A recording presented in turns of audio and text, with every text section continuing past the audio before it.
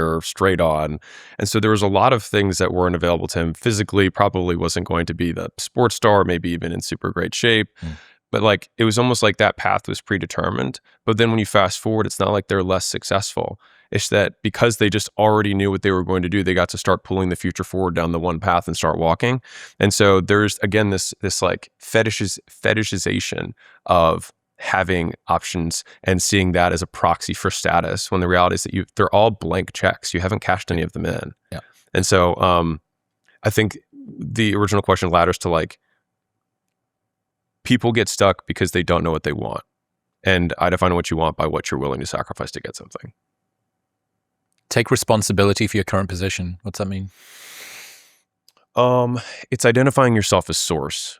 And to be clear, it doesn't mean that like your position in reality is 100% because of you, but so this is a invalid but more useful way of going through life, which is that it absolutely might not be your fault, but it is still your problem. And since you are the only one who you can influence directly, then you are the one who is source.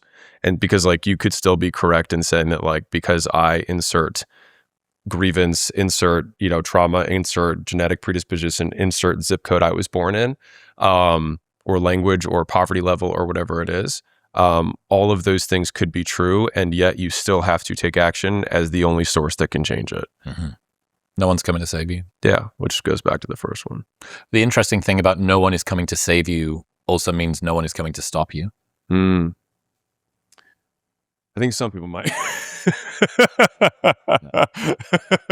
I think actually as soon as you start, I think the lobster or crab analogy in the bucket is so true. I actually think that the hardest, I think for me, again, like the hardest part of entrepreneurship was the first set of friends that you have to relinquish. Because once you do it the first time, you realize that you will still survive, you'll still make it through, you'll find new friends. But like in the first time, it's sacrificing everything you've known and loved for something that you've never experienced and hope will happen and have no idea if it actually will. So the cost is known, the payoff isn't. And that is why I think it is the riskiest and why so many people struggle to make the jump. Yeah. Did you know your gut controls your energy, your recovery, how well you absorb everything that you eat, and the one nutrient that keeps